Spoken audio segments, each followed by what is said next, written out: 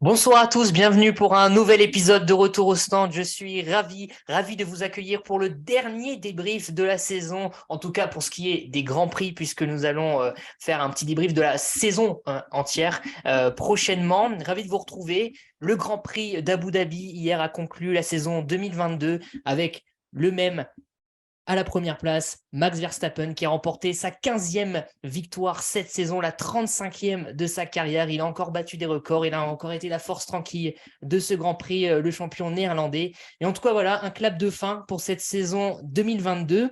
Et puis avec moi, toujours Clément Bigois. Clément, alors dans quel état d'esprit es-tu? Est-ce que tu es triste? Est-ce que voilà, tu es déjà nostalgique ou alors est-ce que tu es content que la saison se termine? Bonjour à tous, salut Quentin. Non, on est quand même triste parce qu'on aime ce sport, on aime vibrer dès le vendredi matin, se coucher tard parfois quand il y a la tournée américaine et sud-américaine pour regarder ces monoplaces absolument magnifiques.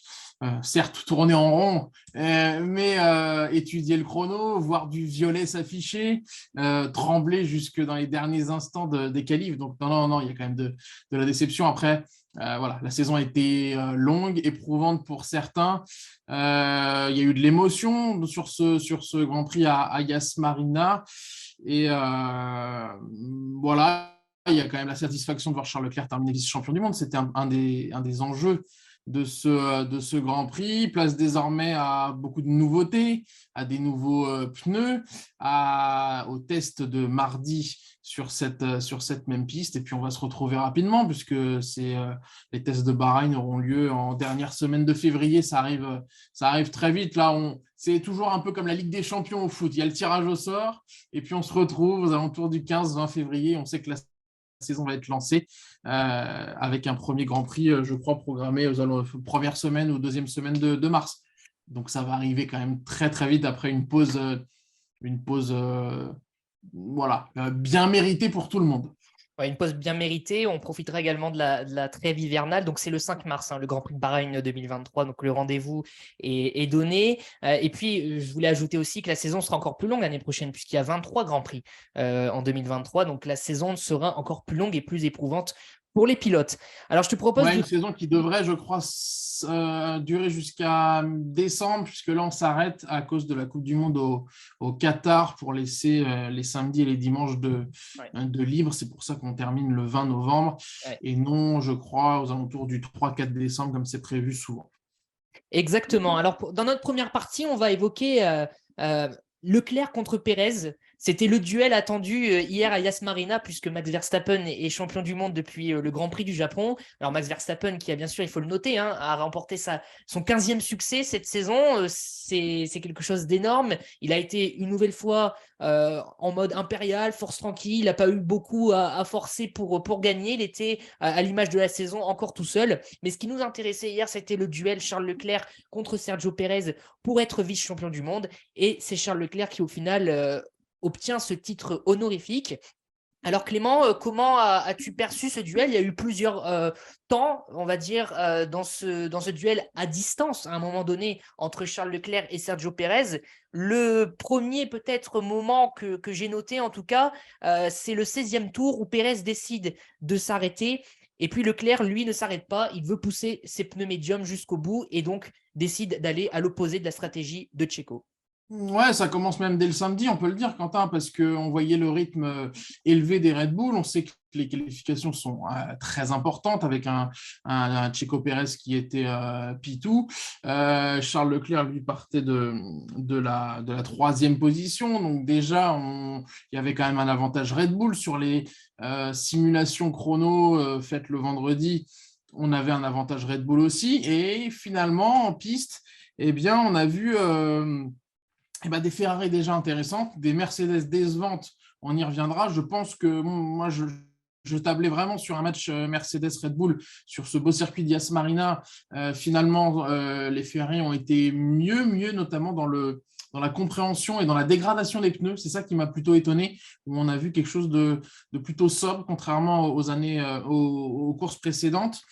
Et oui, et la stratégie a été très bonne. La stratégie Ferrari a été bonne, oui, non, c'est pas une blague. Non, Je non. suis très sérieux. Puis on les a tellement remis en cause qu'il faut cette fois le dire. Et Charles Leclerc l'a bien souligné qu'il était important de faire un pas en avant sur la stratégie. On a parfaitement exécuté la course, la stratégie à faire un pas en avant depuis quelques Grands Prix. Si même lui le souligne, c'est quand même quelque chose d'important. Moi, ce que j'ai aimé, on n'est pas encore dans nos tops et dans nos flops, mais c'est de voir finalement l'écurie demander le ressenti du pilote. Mais finalement, c'est quelque chose de normal et de banal, tu me diras, mais on s'en étonne parce qu'on a vu les soucis avec Verstappen, les soucis avec Russell, les soucis avec Ferrari, peut-être même les soucis, je ne sais plus, avec Alpine. Mm. Et là, ils ont demandé le ressenti. Leclerc était bien, était sur un bon rythme, il avait un bon feeling avec les pneus, donc ils ont continué et ça leur a été bénéfique. Et comme tu as dit, c'est quelque chose de normal, mais finalement, cette saison, on l'a pas beaucoup vu. Les stratèges et les gens derrière la radio n'étaient pas forcément à l'écoute des pilotes. Donc, ça fait du bien aussi d'entendre des choses comme ça et de voir que le sportif est respecté finalement. Ouais, de C'est respecter ça le pilote, de de respecter respecter le pilote, le celui qui est mec, dans la le voiture. mec qui est dans la voiture, dans la Mm. monoplace, qui a le Mm. feeling, qui sait, qui voit un petit peu mieux les pneus se dégrader. Voilà, avoir la tête dans les datas tout le temps, tout le temps, tout le temps, Mm. c'est pas la meilleure des solutions. Il y a les datas, il y a le ressenti, il y a la stratégie faite euh, ou sur place ou dans les écuries, que ce soit en Italie ou en Angleterre. Et il y a le pilote. Mm. Voilà, le pilote, c'est un petit peu mieux depuis le vendredi et de ce qui a été fait aussi en simulateur. La bonne chose. Et voilà, on a vu une Ferrari étonnante avec cette stratégie finalement à un seul arrêt. Le fameux opposite to Checo. Il rentre, on reste, il reste, on rentre, comme on dirait chez nous. Et voilà, ben, il a manqué deux ou trois tours à Justement. Checo Pérez. Mm. Justement, donc voilà, stratégie opposée. Checo s'est arrêté une deuxième fois. Leclerc s'est arrêté une fois. Il lui manquait 2 ou 3 tours selon toi. Toujours, à ton avis, Clément, est-ce que c'est l'épisode avec Lewis Hamilton, en tout cas le duel entre Sergio Pérez et Lewis Hamilton, qui a désavantagé Sergio Pérez dans sa remontada, ou alors c'est l'incident, entre guillemets, avec Pierre Gasly dans les derniers tours de course qui a condamné Sergio Pérez à cette 3e place? J'ai envie de dire les deux, mon capitaine, si je peux. Il n'y a pas de joker, hein, Non, il n'y a pas de joker. contrairement à d'autres questions. Non, je pense qu'il y a un petit peu des deux. Il y a eu de la dégradation un petit peu plus tôt parce qu'il a fallu se battre en piste face à Lewis Hamilton. Et oui, il y a cet épisode de Pierre Gasly, pourtant dans dans la voiture cousine, dans la petite sœur, je sais pas trop comment il faut le dire. Il perd une seconde là-dessus. Au final, bon, il y a une seconde, trois. Ça a forcément joué. Faut aussi, je sais bien qu'on voit tout le temps le verre à moitié vide ou à moitié plein. Il faut aussi mettre en avant ce qu'a fait Ferrari. On ne les attendait pas forcément à ce niveau-là. Ils ont été bons dans tous les secteurs. Une voiture rapide, une voiture qui ne s'ouvre pas tellement, qui, comme je le disais tout à l'heure, a bien tenu les pneus sur la longueur avec des pneus pourtant qui se dégradaient beaucoup chez les autres écuries avec des fortes températures. Ils ont fait le choix de faire des runs longs, bien leur en a pris et c'était important pour eux de finir sur une bonne note. C'était très important de finir vice-champion du monde, même si ça n'a l'air de rien. Mais voilà, après tout le négatif qu'il y a eu chez cette Scuderia Ferrari, les soucis de stratégie, les erreurs, le manque de fiabilité, maintenant les rumeurs Binotto-Vasseur, il était quand même très important de laisser tout le monde en vacances avec une bonne note et cette deuxième place au championnat du monde pour Charles Leclerc qui a connu des mois de galère. C'est vraiment un ouf de soulagement à Maranello. Exactement. Alors, c'est certainement ce que beaucoup de tifosi se sont demandé. Est-ce que le titre honorifique de vice-champion du monde est important au final? Je pense que, voilà, d'après ce que j'entends de ta bouche, oui, c'est quand même important après toutes les passades négatives qu'il y a pu avoir cette saison. D'autres diront que Ferrari a gâché l'année de Charles Leclerc, qui aurait pu être champion du monde, pourquoi pas. Mais en tout cas, ça, c'est dans un monde parallèle. Donc, Charles Charles Leclerc, vice-champion du monde, et ça n'était pas arrivé, un pilote Ferrari sur le podium, en tout cas dans les 2 premières places du championnat pilote, ça n'était pas arrivé depuis 2018 avec Sébastien Vettel et Kimi Raikkonen. Donc voilà, Ferrari a été au plus bas pendant ces années-là, 2019, 2020 et même 2021 où ils étaient vraiment hors course pour les premières places.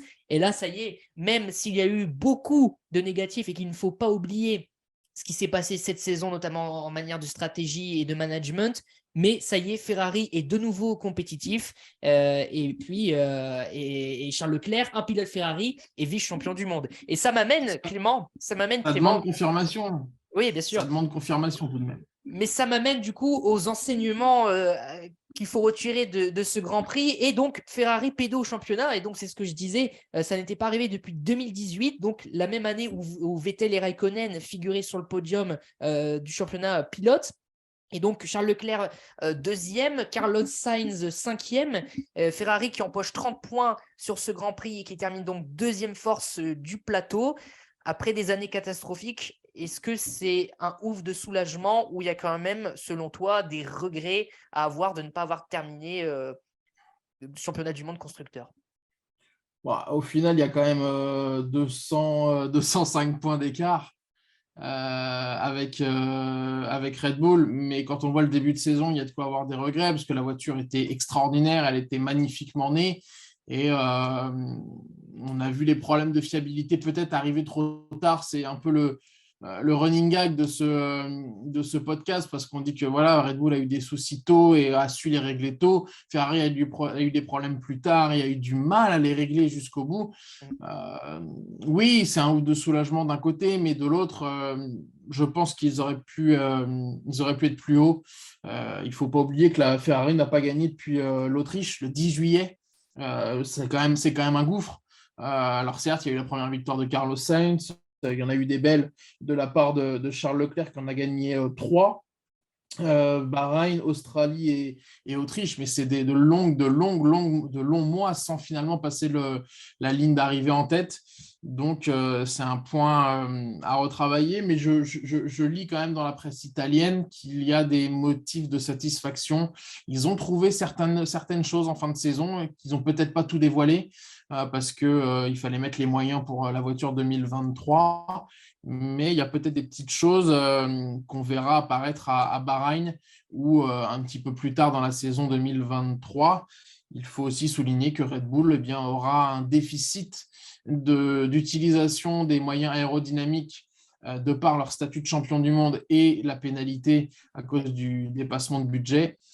Donc ça peut jouer, on le disait, on ne sait pas tellement comment quantifier, si c'est 2, 3 ou 4 dixièmes au tour. Ça me paraît beaucoup, mais ne serait-ce que déjà 2 dixièmes, ça permettrait à Ferrari de revenir, de recoller au basque de Red Bull. Des changements pendant la trêve hivernale, on en parlera dans notre épisode débrief de la saison, conséquences, et puis on s'attachera Projection. à se projeter exactement sur la saison 2023. Est-ce que ça passe très vite fait, Clément, par l'éviction de Mattia Binotto? Oui, clairement. Je pense que les rumeurs autour du cas Binotto et Leclerc qui ne se parlaient soi-disant plus depuis quasiment 5 mois, vrai ou faux, ça, on n'a pas les infos. On va faire confiance aux journalistes italiens ou même britanniques ou autres qui suivent la F1 au quotidien. Mais oui,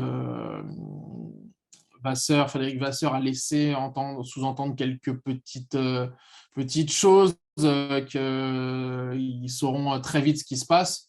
Voilà. Moi, j'ai envie de voir. On a vu Binotto, on a vu ses sbires. Ça n'a pas été forcément convaincant, loin de là. Je pense qu'il faut tourner la page et refaire quelque chose avec des hommes un petit peu plus fiables.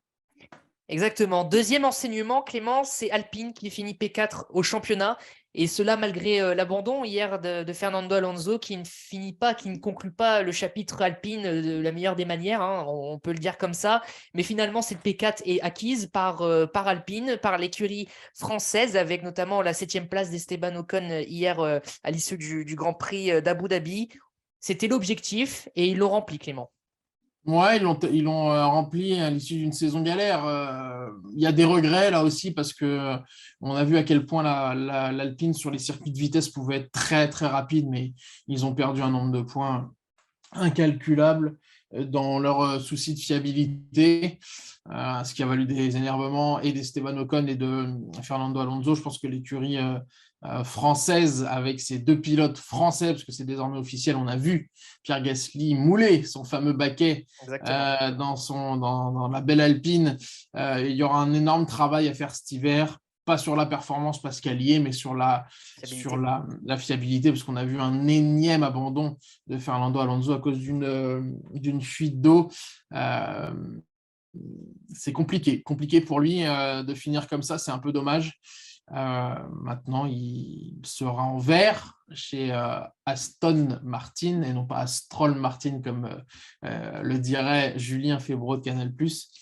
Mais ce sont des points intéressants et c'est un chèque énorme pour les saisons à venir. Je dis bien les saisons parce que le chèque se lisse un peu sur certaines saisons. C'est quand même bien de finir P4 et de valider les objectifs. On sait que Laurent Rossi et son équipe ont besoin de cocher des cases après en avoir laissé pas mal de vide quand même. Ce qui est certain, c'est que s'ils travaillent leurs problèmes de fiabilité, ils seraient capables, en tout cas, d'aller chercher les 6 voitures, peut-être pas toutes les voitures de tête, mais en tout cas certaines voitures, enfin en tout cas les 6 voitures de Ferrari, de Mercedes, de Red Bull, parce qu'on a vu parfois Fernando Alonso combattre, justement, batailler. Je me souviens de Silverstone, par exemple, avec ces images incroyables de Pérez, Leclerc, Hamilton, Alonso, les uns derrière les autres. Et on les a vus aussi au Brésil, où Alonso était pas très loin des Ferrari. Donc finalement, si la fiabilité combinée à la performance qu'ils ont actuellement, on peut croire qu'Alpine peut se battre légèrement plus haut, même si voilà, il y a quand même un gap entre les 3 forces, les 3 premières forces et eux. Ouais, il y a un gap énorme hein, quand même, ça va être compliqué. Mais En tout cas, j'ai pas envie de... un podium qui n'a pas été acquis cette année en Ouais, 2022 pour être mais plausible. c'est-à-dire shipper les opportunités qui vont être laissées par les grosses teams avec un abandon, un accrochage, un souci dans les stands. Il faut prier là-dessus. Maintenant, j'ai pas envie de dire que libéré d'Alonso, ça va aller un peu mieux, mais il y a une autre façon de travailler qui arrive, celle de Pierre Gasly, qui a sa façon de travailler, qui va peut-être apporter quelque chose à l'écurie française. Mais voilà, on le sait que ce sont deux gros travailleurs qui vont énormément aider dans les usines, que ce soit côté français ou côté britannique. Mais voilà, oui, je les espère un petit peu plus régulièrement dans le top 5, même si tu l'as dit, ils ont plus des places de 7-8e, mais il y a des opportunités laissées par les top teams. Et c'est là qu'il faudra ne pas se louper et piquer au bon endroit et au bon moment. Exactement. Troisième enseignement, c'est Alfa Romeo qui finit P6 au championnat à égalité avec Aston Martin, mais un facteur entre en jeu, c'est la 5e place de Valtteri Bottas au Grand Prix d'Émilie-Romagne, qui fait que l'écurie suisse-italienne finit P6 au championnat. On a de cesse de rappeler que les places, que grappiller une place au championnat constructeur est très important pour les salaires, pour le temps passé dans les usines, pour le développement, etc. Alfa Romeo, le travail de Fred Vasseur, c'est ce qu'il faut souligner aujourd'hui, Clément. Ouais, il faut souligner aussi la grosse saison de Valtteri Bottas. Même s'il a été en difficulté pour finir, il a marqué quasiment tous ses points jusqu'au Canada. Ah oui. Il y a eu un Après, énorme désert, une traversée du ouais, désert il y a pour eu un Valtteri énorme Bottas. désert, mais c'était pas mieux côté Guan Yu Zhou qui finit avec 6 petits points. Il y a un déséquilibre quand même entre Bottas et Guan Yu Zhou. On s'y attendait. Certes, le Chinois fait une saison, allez, Pas, somme toute correcte, pas sans ridicule. plus. Correct sans plus, mais de l'autre côté, on voit que Vettel a 37 points, Stroll en a 18. La répartition est un petit peu plus équilibrée. Euh, il va falloir voir. C'est une saison un peu de transition aussi pour Alfa Romeo qui ne changera pas son duo de pilotes, mais qui va peut-être changer en coulisses avec Fred Vasseur. Il y a l'arrivée progressive de Audi et qu'il va falloir surveiller parce qu'ils vont mettre quand même leurs hommes en place. Il y a beaucoup plus à faire parler en coulisses qu'en piste. Ils devancent voilà, à la place d'un rien finalement Aston Martin. Mais là aussi, c'est un chèque important pour leur développement. C'est pas une grosse écurie. Donc, ils vont prendre avec plaisir ce chèque de la 6e place. En tout cas, ce qu'on peut souligner, c'est qu'en 2021, ils étaient P9 avec 13 points et que cette année, ils sont P6 avec 55. Donc, il peut y avoir… Plus 3 places avec cette nouveauté, avec cette nouvelle réglementation. Voilà, ça montre aussi le bon boulot fait lors de l'hiver 2021-2022 et le début d'année 2022. Tout à fait. 4e enseignement, et pas des moindres, c'est Lewis Hamilton qui n'est pas dans le top 5 du classement pilote cette saison. Et c'est qu'on aime ou qu'on déteste Lewis, c'est quand même quelque chose qu'il faut souligner et dont on peut s'attarder, sur lesquels on peut s'attarder. Compte tenu du manque de sa performance, de sa monoplace en début de saison, le retard accumulé par les Mercedes, et puis aussi, il faut le dire, un coéquipier légèrement au-dessus de lui cette saison, eh bien Lewis Hamilton finit 6e au championnat des pilotes. Il n'est pas dans le top 5. Et c'est une première depuis ses débuts en Formule 1. Depuis sa première saison en 2007, il a toujours fini dans les 5 premiers au championnat des pilotes. Cette fois-ci, il est 6e. Et c'est un petit séisme, je trouve, en Formule 1. Ouais, totalement. Il ne faut pas oublier qu'il termine également sa saison sans pole position. Et sans victoire. Sans victoire, avec, je crois, ses 8 podiums en 22 courses, qui fait un ratio plutôt moyen. Après, la fin de saison est de grande qualité, contrairement au début de saison qui a été catastrophique, mais avec une voiture, on se souvient, très mal née, inconduisible, avec ce fameux bouncing et ce marsouinage qui faisait mal au dos, mal à la tête de tout le monde, et notamment des pilotes qui étaient eux en piste et qui le subissaient, contrairement aux ingénieurs qui étaient, je ne vais pas dire tranquillement sur leur siège, mais presque. Oui, c'est une déflagration dans le monde de la F1, parce qu'on voyait LH toujours très très haut.